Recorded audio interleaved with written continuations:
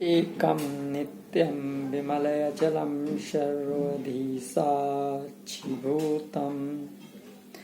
भावातीतं त्रिगुणरहितं सद्गुरुं तं नमामि सद्गुरुं तं नमामि।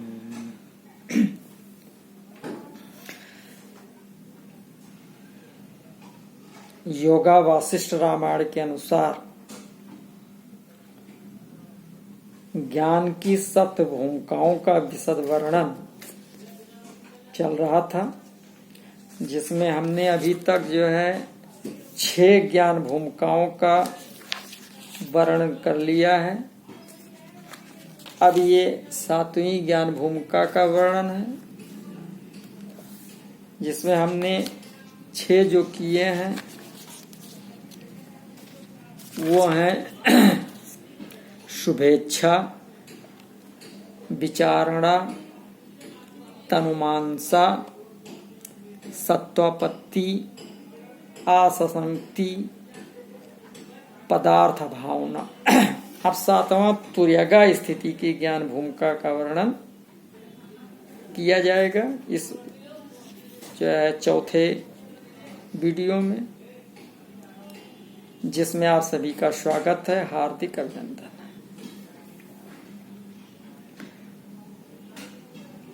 छठा जो ज्ञान भूमिका है, इस स्थिति तक पदार्थ भावना जो ज्ञान भूमिका थी, इस स्थिति तक श्री ऋषभ देव जी महाराज यहाँ तक पहुंच चुके हैं, ऐसा माना जाता है।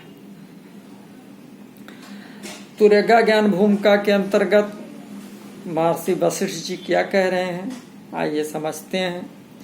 भूमि सठ चिराभ्यासात भेदस्यानु उपलब्धता यत स्वभाव एक निष्ठत्वम शाज्ञेया तुर्यगा गति। जो 6 भूमिकाएं शुद्ध हो जाने पर स्वाभाविक चिरकाल तक अभ्यास होने से जिस अवस्था में दूसरों के द्वारा प्रयत्न पूर्वक प्रेरित करने पर भी भेद रूप की संसार की सत्ता स्फूर्ति की उपलब्धि नहीं होती, वरन अपने आत्म स्वभाव में स्वाभाविक निष्ठा रहती है, उस स्थिति को उसके अंतःकरण की तुर्यगा भूमिका जानना चाहिए। छठी भूमिका के पश्चात 7वीं भूमिका स्वतः ही हो जाती है। उस ब्रह्मवेत्ता ज्ञानी महात्मा पुरुष के हृदय में संसार का और शरीर के बाहर भीतर के लौकिक ज्ञान का अत्यंत अभाव हो जाता है, क्योंकि उसका मन बुद्धि ब्रह्म में तद्रूप हो जाते हैं। इस कारण उसका व्युत्थानावस्था तो न स्वतः होती है और न दूसरे के द्वारा प्रयत्न किए जाने पर ही होती है। जैसे मुर्दा जगाने पर भी नहीं जाग सकता, वैसे ही मुर्दे की भांत हो जाती है। बस अंतर इतना रहता है कि मुर्दों में प्राण नहीं रहते और इसमें प्राण रहते हैं,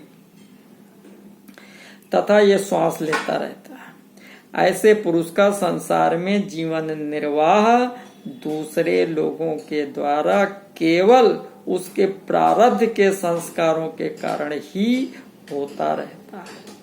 वो प्रकृति और उसके कार्य सत्व रज तम तीनों गुणों से और जागृत स्वप्न सुषुप्ति तीनों अवस्थाओं से अतीत होकर ब्रह्म में विलीन रहता है। तीनों अवस्थाओं से अतीत होकर ब्रह्म में विलीन रहना, ये उनके अंतःकरण की अवस्था तुर्यगा भूमिका कही जाती है। ब्रह्म की दृष्टि में संसार का अत्यंत अभाव है, तो जो ये बातें भी बताई गई, महात्मा पुरुष उस सच्चिदानंद घन ब्रह्म को नित्य ही प्राप्त है, अतः उसके मन बुद्धि में भी शरीर और संसार का अत्यंत अभाव है। इसलिए ऐसे पुरुष को ब्रह्म विद्वरिष्ठ कहते हैं। ऐसे ही ब्रह्म विद्वरिष्ठ महापुरुष से वार्तालाप न होने पर भी उनके दर्शन और चिंतन से मनुष्य के चित्त में मल विक्षेप और आवरण का नाश होने से उसकी वृत्ति परमात्मा की ओर आकृष्ट होने पर उसका कल्याण हो सकता है। क्योंकि ये बात ही नहीं कर सकते, केवल दर्शन मात्र से जीव का कल्याण हो जाता है। अब प्रश्न उठता है कि जीव ने परमात्मा के स्वरूप में अपनी स्थिति प्राप्त कर ली, वो अस्थि पंजर रूप देह को कैसे ग्रहण किए रहता है? जब ये अवस्था आ जाती है तो ऐसे जो है अस्थि पंजर लिए कैसे ग्रहण किए रहता है?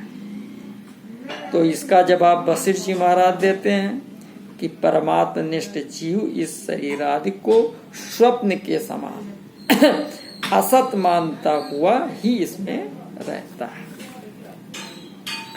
अब आइए देखते हैं, जीव अपने बंधन का कारण स्वयं है। कबीर साहब जी ने भी कहा कि जीव को बांधने में ताकत किसी की नहीं है, तो स्वयं आपा को आपा में ही बांधो, ऐसा बताया। आइए देखते हैं वशिष्ठ जी महाराज क्या बता रहे हैं। वशिष्ठ जी महाराज बताते हैं कि कल्पनाओं द्वारा ही जिसने आकार ग्रहण रखा है तथा जो देश काल और क्रिया के अधीन है, चैतन्य का वही रूप क्षेत्रज्ञ कहलाता है। क्षेत्र कहते हैं शरीर को, उसे बाहर व भीतर वो पूर्णतया जानता है, इसलिए क्षेत्रज्ञ कहलाता है। क्षेत्रज्ञ ही वासना का संकलन करके अहंकार भाव को प्राप्त होता है। अहंकार ही निश्चयात्मक वृत्ति से युक्त होकर जब निर्णायक एवं विभिन्न कल्पनाओं से युक्त होता है तब उसे बुद्धि कहते हैं। संकल्प युक्त बुद्धि मन का स्थान ग्रहण करती है तथा घनीभूत विकल्पों से युक्त मन ही धीरे धीरे इंद्रिय भाव को प्राप्त होता है। विद्वान पुरुष इंद्रियों को ही हाथ पैर आदि से युक्त शरीर मानते हैं। वो शरीर लोक में सभी के अनुभव में आता है, उत्पन्न होता है और जीवित रहता है। इस प्रकार संकल्प वासना रूपी रस्सी से जकड़ा और दुखों के जाल से व्याप्त हुआ जीव अज्ञान से चित्तता दृश्यता को प्राप्त होता है। जिसे जैसे बेर आदि का फल परिपाक वश अवस्था रूप रस आदि गुण के परिवर्तन से ही अन्य रूपता को प्राप्त होता है, उसकी आकृति जाति नहीं बदल जाती, वो बेर से भिन्न कोई दूसरा फल नहीं हो जाता। उसी प्रकार जीव क्षेत्र के भी अविद्या रूप मल के परिणाम बस अवस्था भेद से ही कुछ अन्य रूप सा ही हो जाता है, आकृति यानी परिणाम रहित चेतन जाति से नहीं। तात्पर्य है कि अहंकार बुद्धि मन इंद्रिय शरीर के संघात रूप अनात्म वस्तु में वो आत्माभिमान कर लेता है, किंतु उसका स्वरूप वास्तव में चेतन ही है। इस प्रकार जीव अहंकार भाव को प्राप्त होता है। अहंकार बुद्धि रूप में परिणित होता है और बुद्धि संकल्पों आदि के समूह से व्याप्त मन का स्वरूप धारण करती है। फिर संकल्पमय मन नाना प्रकार के शरीरों को धारण करने में संलग्न होता है। जैसे गौएं मदमस्त सांड के पीछे दौड़ती हैं और जैसे नदियां समुद्र की ओर भाग जाती हैं, उसी प्रकार इच्छा शक्तियां मन का अनुसरण करती हैं, जिससे काम क्रोध लोभ मोह आदि दोषों की ही वृद्धि होती है। इस प्रकार इच्छा द्वेष आदि शक्तियों के बाहुल्य से युक्त मन शाखा प्रशाखा रूप से अभिमान की वृद्धि होने के कारण घनीभूत होकर अहंकार भाव को प्राप्त हो रेशम के कीड़े की भांति स्वेच्छा से ही बंधन को प्राप्त होता है। जैसे पक्षी स्वयं ही अपने शरीर को जाल आदि फंदों में फंसाकर कष्टकारी बंधन में डालते और पछताते हैं, उसी तरह मन अपने संकल्पों के अनुसंधान से स्वयं ही दुखदायी बंधन में पड़कर इस लोक में संतप्त होता है। जैसे पक्षी समुद्र में गिरा हो, उसी तरह मन घोर दुख के महासागर में पड़ा हुआ है। गंधर्व नगर के समान शून्य जगत जाल में अपने बंधन के हेतु रूप देह आदि पर आसक्ति रखता है, विषयों की ओर दौड़ जाता है और तत्व ज्ञान आदि के प्रति अविश्वास के समुद्र में निरंतर बह रहा है। तो जो अनंत विषयों में अनंत संकल्प कल्पनाओं की उत्पत्ति में हेतु है, उस माया अथवा अविद्या के द्वारा इस जगत रूपी विशाल इंद्रजाल का विस्तार करने वाले मूढ़ जीव जल में आवर्तों यानी भंवरों के समान तब तक चक्कर काटते रहते हैं जब तक उन्हें अपने आनंदित विशुद्ध आत्मस्वरूप का साक्षात्कार नहीं हो जाता है। किंतु जब वे साधन करते करते काल पाकर आत्मा का साक्षात्कार करके असत को त्याग कर सत्य ज्ञान को अपनाते हैं, तब परम पद को प्राप्त होकर फिर इस संसार में जन्म नहीं लेते। कुछ अज्ञानी जीव सहस्त्रों जन्मों का कष्ट भोग कर विवेक को प्राप्त करके भी मूर्खता के कारण उस संसार रूपी संकट में ही गिर जाते हैं। कुछ लोग उच्च कुल में जन्म और साधन की शक्ति एवं सुविधा पाकर भी अज्ञान और विषयाशक्ति के कारण अपनी तुच्छ बुद्धि से ही पुनः त्रियुग योनियों, सुर, नर, नाग ये तीनों योनियों से नरकों में भी गिरते हैं। कुछ महाबुद्धिमान सतपुरुष एक ही जन्म के द्वारा मोक्ष रूप ब्रह्म पद में शीघ्र ही प्रविष्ट हो जाते हैं। कितने ही जीव समूह त्रियुग योनियों में जन्म लेते हैं, कितने ही देव योनियों को प्राप्त होते हैं और कितने ही नाग योनियों को प्राप्त करते हैं। जैसे ये जगत विशाल दिखाई देता है, वैसे ही अन्य जगत भी हैं, थे और भविष्य में भी बहुत से होंगे। इस ब्रह्मांड में लोग जिस व्यवहार से रहते हैं, उसी व्यवहार से अन्य ब्रह्मांडों में भी लोग रहते हैं। केवल उनकी आकृतियों में अंतर या विलक्षणता होती है। जैसे नदी की लहरें परस्पर टकराने से परिवर्तित होती रहती हैं, उसी प्रकार विभिन्न सृष्टियां अपने सात्विक, राजस आदि स्वभाववश परस्पर संघर्ष के कारण बदलती रहती हैं। जैसे जल राशि समुद्र में अनंत लहरें निरंतर उठती हैं और विलीन होती रहती हैं, उसी प्रकार उस परम पद स्वरूप परमात्मा में ये तीनों लोकों की रचना आदि मोह माया व्यर्थ ही विस्तार को प्राप्त हो अनवरत बढ़ती परिणाम को प्राप्त होती हैं और विनिष्ट होती रहती है।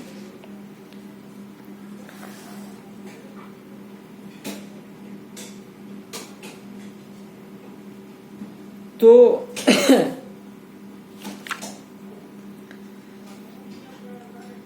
सालोक सामीप स्वरूपाद आदि भेदस्तु सत्कर्म विशेष सिद्धा न कर्म सिद्धस्य तु नित्येत विचार को वा विरतिम नयाति। शालोक सामीप सारूप्य आदि भेद को सत्कर्म विशेष से सिद्ध है। कर्म से सिद्ध वस्तु तो नित्य नहीं होती, ऐसा विचार कर कौन पुरुष वैराग्य को प्राप्त नहीं होगा। अर्थात शास्त्रों में 5 प्रकार की मुक्ति बताई गई है। सालोक अर्थात ब्रह्मलोक में निवास करना, सारूप अर्थात ब्रह्म के स्वरूप जैसा अनुभव करना, सायुज अर्थात उससे जुड़ जाना, सामीप अर्थात ब्रह्म के समीप निवास करना तथा सृष्टि अर्थात दोनों में अभेद का अनुभव करना। ये 5 अवस्थाएं चित्त के ही अनुभव हैं, जो विशेष प्रकार से सत्कर्मों से ही आती हैं। अतः ये कर्मों का ही फल है जो अनित्य है। कर्मों से जो वस्तु प्राप्त होती है वो अनित्य ही होगी। नित्य वस्तु ब्रह्म की प्राप्ति कर्मों से नहीं होती, वो अकर्म से प्राप्त होती है। अतः अनित्य वस्तु से वैराग्य ग्रहण कर नित्य वस्तु के प्राप्ति की चेष्टा करनी चाहिए। देखते हैं जीव का बंधन क्या है। तो तामस गुण, शब्द, रूप, रस, गंध व स्पर्श,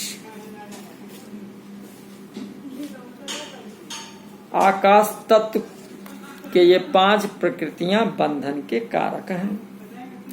शब्द से मृग बंध जाता है, रूप से पतिंगे बंध जाते हैं, रस से मत्स्य मछली बंध जाती है और गंध से भ्रमर भौरे कैद हो जाते हैं, स्पर्श से हाथी गजेंद्र पकड़ लिए जाते हैं। तो ये लोग तो केवल एक एक विषय से बंधन में आ जाते हैं, परंतु मनुष्य तो 5 विषयों में रमा रहता है।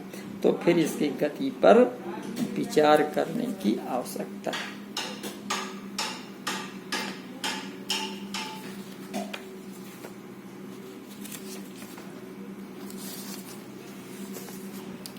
अब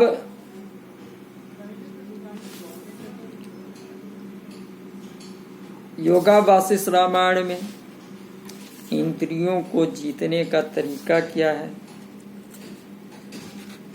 ये बताया गया है। आइए देखते हैं।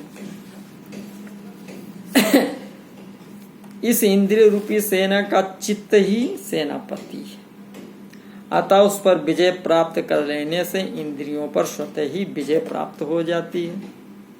ठीक उसी तरह जैसे जूते से सुरक्षित पैर वाले पुरुष के लिए सारी पृथ्वी ही चर्म आच्छादित सी हो जाती है, जो चित्त अवच्छिन्न चेतन जीव को संविदा आकाश रूप ज्ञान स्वरूप ब्रह्म में एकीभूत करके अपने स्वरूप में स्थित है, उस पुरुष का मन शारदीय कोहरे की तरह स्वयं ही शांत हो जाता है। जिसने निरंतर अपने संवेदन ज्ञान रूपी प्रयत्न के द्वारा चित्त वृत्ति को विषय रूपी मांस से हटा लिया, चित्त वृत्ति निरोधच योगा, उसे तत्वज्ञानियों का स्वराज्य पद प्राप्त हुआ ही समझो। जो स्वधर्म विरुद्ध कार्यों में आत्म प्रवृत्ति का त्याग करके सम और संतोष का उपार्जन करता हुआ स्थित है, वही जितेंद्रिय है। जिसका मन अपने अंदर आत्मरसिकता और बाहर नीरसता का अभ्यास करने में उद्विग्न नहीं होता, उसका मन शांत हो जाता है।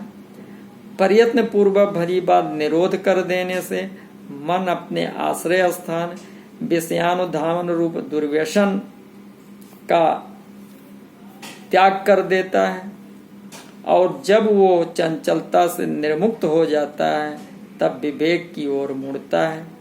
विवेक संपन्न मन उदार आत्मा और विजेंद्रिय कहा जाता है। फिर वो भवसागर में वासना रूपी तरंगों के वेग से विमोहित नहीं होता।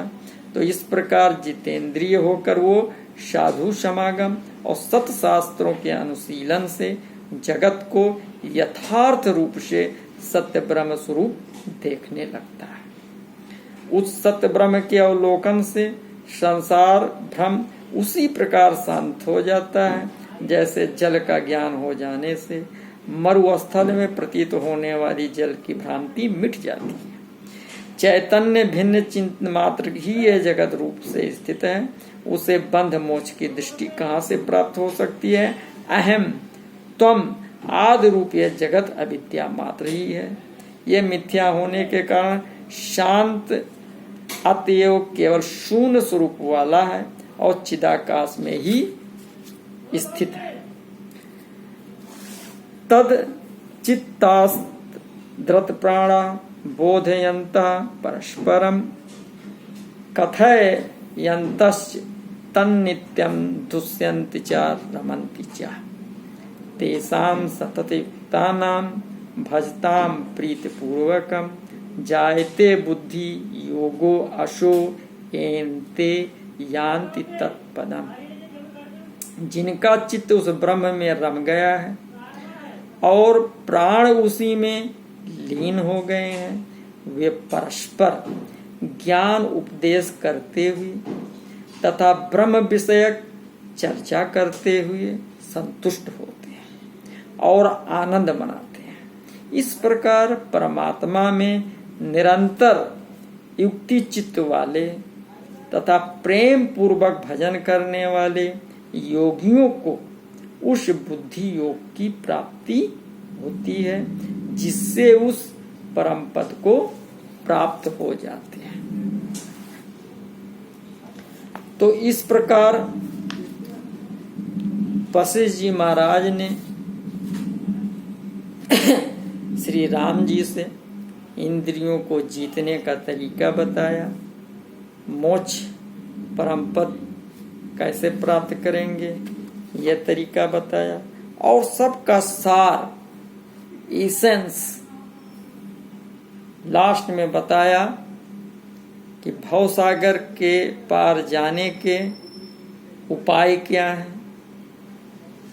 उस उपाय की चर्चा करते हुए वशिष्ठ जी ने बताया कि संतोष पहला, दूसरा सत्संगति, तीसरा विचार और चौथा सम, ये ही चारों मनुष्यों के लिए भवसागर से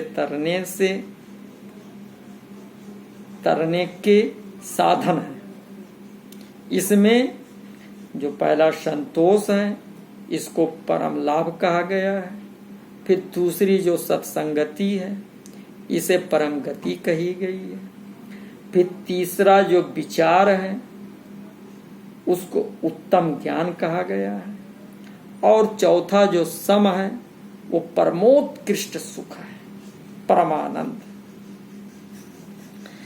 तो ये चारों संसार का समूल विनाश करने के लिए विशुद्ध उपाय है। जिन्होंने इनका भली भांत सेवन किया, वे मोह जल से परिपूर्ण भवसागर से पार हो गए। तो इस प्रकार मोक्ष कैसे प्राप्त होगा, मुक्ति किसको कहते हैं, ये सब श्री राम जी के पूछने पर वशिष्ठ महाराज जी ने स्पष्टतया एक एक करके बताया। और जैसा मुझे ज्ञात हुआ, वो हमने गुरुदेव जी की कृपा से वीडियो के माध्यम से आप तक पहुंचाने का कार्य कर रहे हैं। आप लोग अगर इसको बड़े ही प्रेम पूर्वक, श्रद्धा पूर्वक अगर इसे ग्रहण करते हैं, तो इसे लाभ को प्राप्त होंगे। सर्वे भवन्तु सुखिनः, सर्वे सन्तु निरामया, सर्वे भद्राणि पश्यन्तु मा कश्चित् दुर्भाग् भवेत्। इन्हीं शब्दों के साथ आप लोगों से विदा लेना चाहेंगे। धन्यवाद, नमस्कार। हमारे अगले वीडियो और आते रहेंगे। अभी हमारा विभिन्न प्रकार का शोध गुरुदेव जी की कृपा से चल रहा है, तो जैसे जैसे हमें जो उपलब्ध होता रहेगा, वो हम आप लोगों के समक्ष प्रस्तुत करते रहेंगे, इसमें कोई संदेह नहीं है। तब तक आपसे निवेदन है कि कृपया जिन्होंने अभी तक सब्सक्राइब नहीं किया है, वो कृपया सब्सक्राइब कर लें, बेल आइकन का बटन दबा दें और लाइक जरूर करें, शेयर करें और कमेंट्स करें। शेयर करेंगे तो इससे और भाइयों का फायदा होगा, और हमारा उद्देश्य होना चाहिए कि ज़्यादा से ज़्यादा लोग इससे लाभान्वित हों। नमस्कार।